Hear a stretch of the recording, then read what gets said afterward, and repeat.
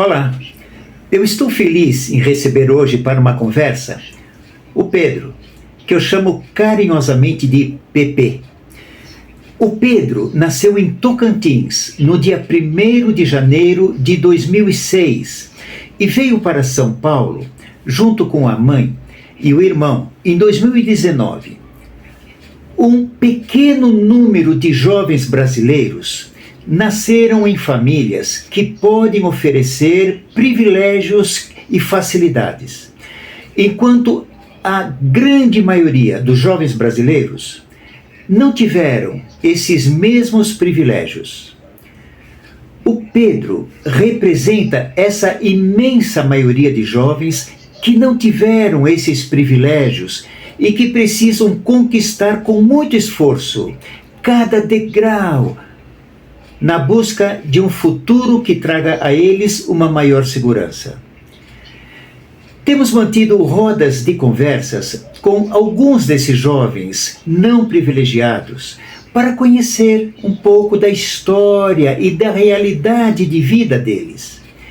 Eu me surpreendo com os dons, as capacidades, o equilíbrio e até mesmo a maturidade que demonstram diante dos desafios gigantes que eles e elas enfrentam.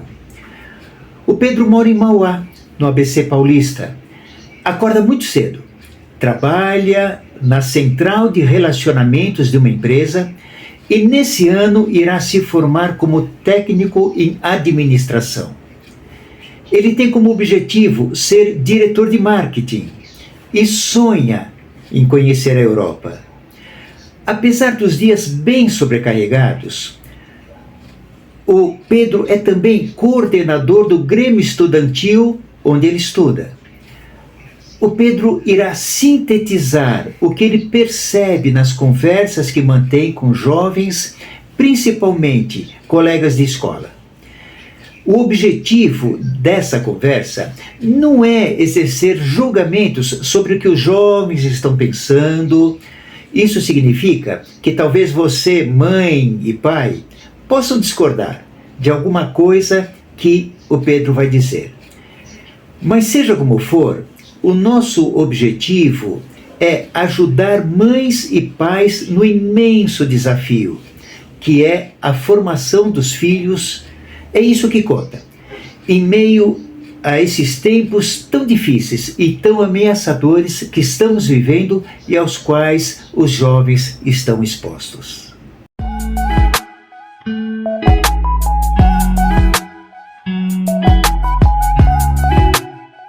A tecnologia influencia bastante a internet e a facilidade de acesso à informação, que antigamente não tinha e hoje em dia existe uma facilidade que é incrível, é surreal. E esse acesso à informação faz com que os adolescentes, os filhos, tenham mais facilidade para compreender coisas que antigamente era impossível você imaginar que alguém iria fazer, por exemplo. E essa falta de convívio que antigamente existia tanto e não existe mais, acaba separando os pais. Muitas vezes acontece de um filho não querer conversar com o pai porque ele já sabe exatamente qual a reação do pai dele. Então, se eu já sei como ele vai reagir, por que eu vou conversar? Se você quer saber de algo que seu pai, por exemplo, sabe, mas você não quer ir lá conversar com ele, você tem a internet à sua disposição, você tem outras pessoas à sua disposição, você tem mais facilidade em acessar coisas que antigamente eram mais difíceis.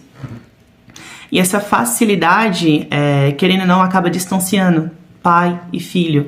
Não existe mais aquela coisa de, por exemplo, minha mãe vai me ensinar hoje a fazer tal coisa porque ela sabe de tal. Não, hoje em dia a pessoa simplesmente baixa um vídeo no YouTube e acaba indo fazer. Não existe mais aquele prazer de aprender algo com o pai, porque você simplesmente tem acesso a essa informação.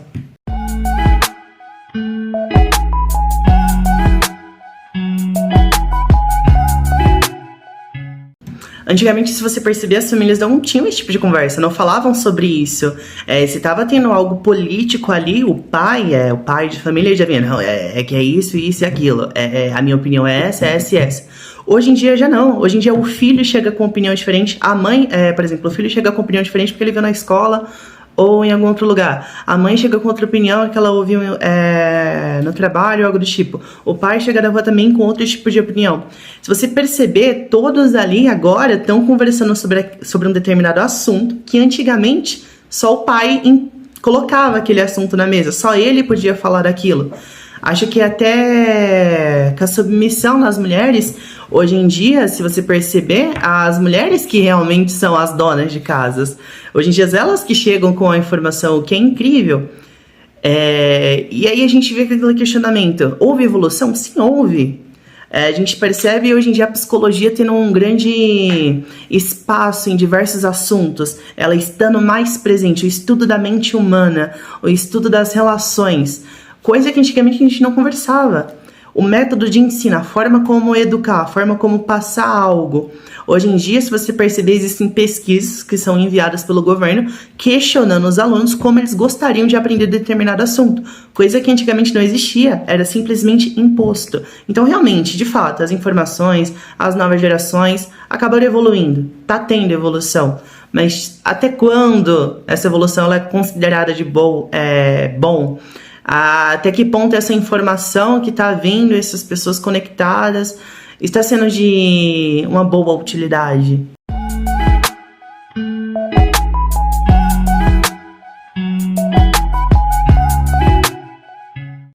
Então, sim, se você perceber, antigamente essa convivência entre pai e filho, ela era mais presente. Mas isso não significa que eles se relacionavam de boa forma, que era incrível, que tinha aquela relação amorosa, aquela relação estável, porque era mais uma imposição, literalmente, que os filhos sofriam pelos pais. E o que acontece hoje em dia? As novas gerações, elas já nascem com um acesso à tecnologia, com acesso à informação. Já nascem conectadas com o mundo, literalmente.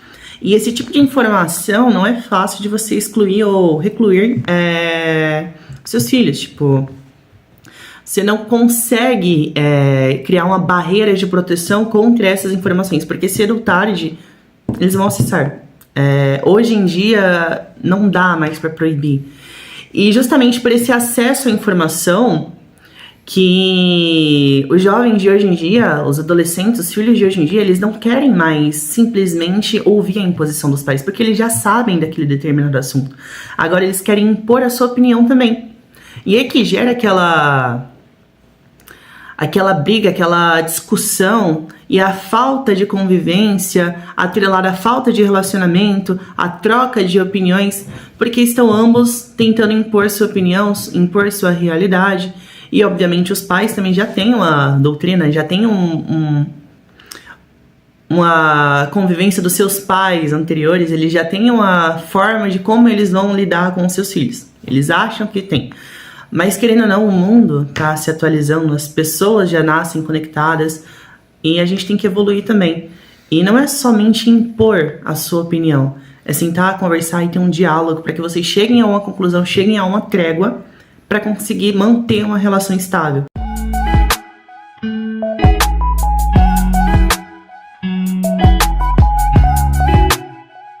Sim, eu acho que a comunicação ela acaba sendo de grande peso para você conseguir se desenvolver como um cidadão consciente.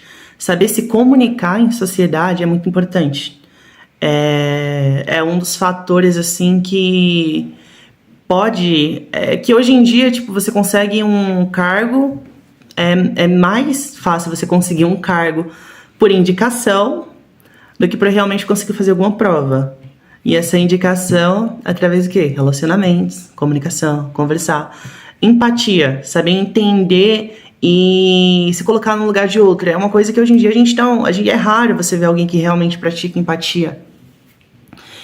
E eu acredito que sim, a comunicação ela é um dos fatores muito importantes, ela acaba influenciando muito no seu convívio, tanto social quanto familiar.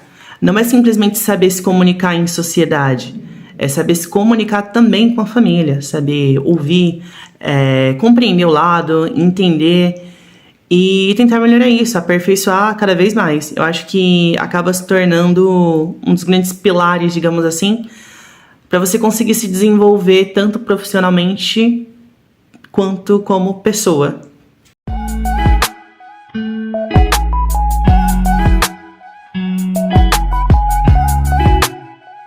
na família, quando o indivíduo ele tá ali meio que se preparando para ser inserido na sociedade. As primeiras palavras de comunicação, a primeira relação que ele vai ter é com os pais. E se os pais eles já têm uma comunicação inacessível entre eles, quem dirá é com o filho. Então, se o pai ele não souber se comunicar, souber se relacionar, o filho vai acabar desenvolvendo essa, digamos assim, essa falha e acabar acarretando em diversos problemas. O pai ele não pode querer que o filho desenvolva ou pare de fazer certas ações, sendo que ele continua. Porque, querendo ou não, a base que esse filho tem é a família dele. Tudo que você faz influencia nas ações do seu filho. E não é simplesmente pedir para ele parar de fazer algo, sendo que você faz a mesma coisa. E ele aprendeu isso vindo de você. Então, quando você vê, por exemplo, sei lá, uma criança sendo rebelde assim na rua, normalmente as pessoas falam, tal criança está rebelde porque ela teve uma má criação. Literalmente, ela teve influência dos pais. E se ela também não sabe se comunicar, se ela não tem essa convivência, se ela não sabe viver em sociedade, porque ela teve um problema familiar. Porque, querendo ou não, foi lá que começou o problema dela. E esse problema só foi dificultando, só foi se desenvolvendo e acarretando até aqui.